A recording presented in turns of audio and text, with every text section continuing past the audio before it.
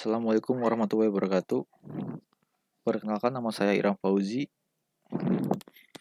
dengan NIM 411171100032. Di sini saya akan mempresentasikan tugas besar 2 mata aspek hukum, yaitu berisi tentang rangkuman dari bab 1 sampai dengan bab 15. Dengan dosen pengampu adalah Pak Wijojo Kurniadi. Oke, langsung aja. Pertama adalah ada pasal 1313 KUH Perdata, yang berisi perjanjian adalah suatu perbuatan dengan mana satu pihak atau lebih mengikat dirinya terhadap satu orang atau lebih. Kemudian ada sistem perundang-undangan yang terbagi jadi 4 golongan. Yang pertama adalah UU JK nomor 2 tahun 2017 tentang jasa konstruksi, yang berisi tentang yang pertama adalah hak dan kewajiban penyedia jasa kontrak kerja, dan yang kedua adalah hak dan kewajiban pengguna jasa klien konstruksi. Nomor 2 ada UUN 24 tahun 2009 yang berisi tentang tenaga bendera, bahasa, dan lambang negara, serta lagu kebangsaan. Selanjutnya nomor 3 ada PP nomor 54 tahun 2016 yang berisi tentang penyelenggara jasa konstruksi.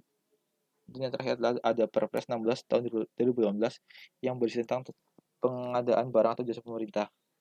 Selanjutnya ada Perpres nomor 54 tahun 2010. Yang pertama ada langsung kontrak, adalah jumlah harga pasti dan tetap.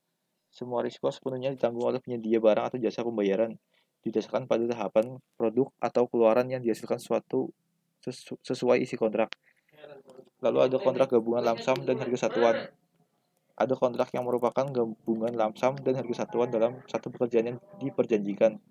Lalu ada kontrak persentase, yaitu penyedia jasa konsultasi atau jasa lainnya menerima imbal berdasarkan presentasi dari nilai pekerjaan tertentu.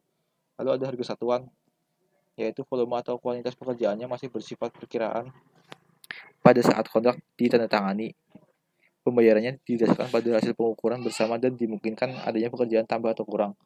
Lalu ada kontrak terima jadi, adalah pembayaran dilakukan berdasarkan hasil penilaian bersama yang menunjukkan bahwa pekerjaan telah dilaksanakan sesuai dengan kriteria kinerja yang telah ditetapkan. Selanjutnya adalah ada klaim konstruksi. Klaim konstruksi adalah klaim yang timbul dari atau sehubungan dengan pelaksanaan suatu pekerjaan jasa konstruksi antara pengguna jasa dan penyedia jasa, atau antara penyedia jasa utama dengan subpenyedia jasa atau pemasok bahan, atau antara pihak luar dan pengguna atau penyedia jasa yang biasanya mengenai permintaan tambahan waktu, biaya, dan kompensasi lain. Klaim oleh pengguna jasa, yang pertama ada pekerjaan yang cacat, lalu ada kelambatan atau penyedia jasa, pembelaan klaim, dan yang terakhir adalah klaim jenis lain walaupun jarang terjadi timbul karena pemutusan kontrak. Lalu ada klaim penyedia jasa. Yang pertama adalah adanya keterlambatan atau cacat informasi dari pengguna jasa, biasanya dalam bentuk gambar-gambar atau spesifikasi teknis. Yang kedua adanya kelambatan atau cacat dari bahan-bahan atau peralatan yang diserahkan pengguna jasa. Yang ketiga ada perubahan-perubahan permintaan, gambar-gambar atau spesifikasi. Yang keempat, perubahan kondisi lapangan atau kondisi lapangan yang tidak diketahui.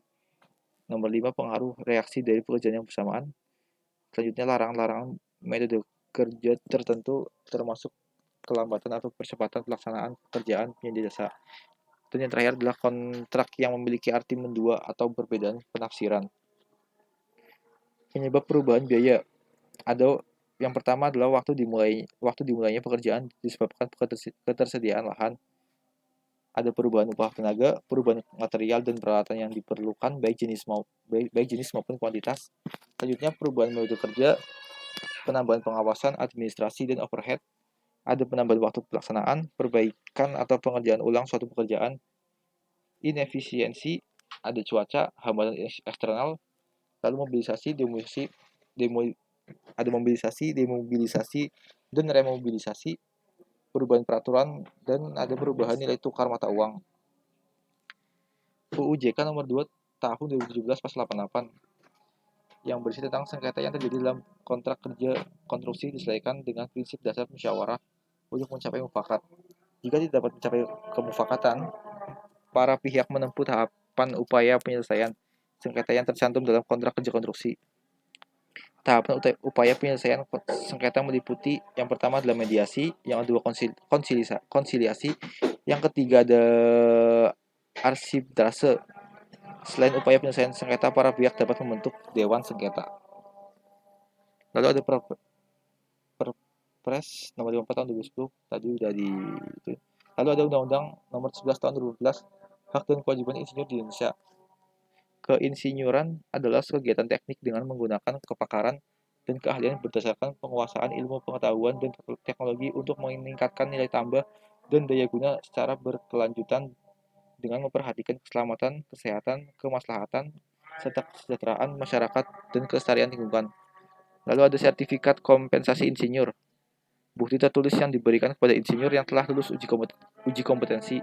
Lalu ada surat tanda registrasi insinyur, bukti tertulis yang dikeluarkan oleh Persatuan Insinyur Indonesia kepada insinyur yang telah memiliki sertifikat kompetensi insinyur dan diakui secara hukum untuk melakukan praktik keinsinyuran. Asas keinsinyuran terdiri dari 1. Profesionalitas, 2. Integritas etika, ada keadilan, keselarasan, kemanfaatan, keamanan dan keselamatan, kelestarian lingkungan hidup, dan yang terakhir ada keberlanjutan. Kode etik insinyur yang pertama adalah budi luhur, mengutamakan keluhuran budi, memberi manfaat, menggunakan pengetahuan dan kemampuannya untuk kepentingan kesejahteraan umat manusia.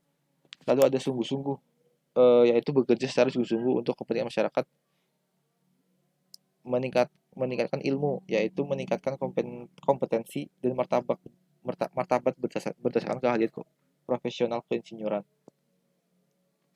Terima kasih. Sekian presentasi dari saya, kurang lebihnya mohon maaf. Wassalamualaikum warahmatullahi wabarakatuh.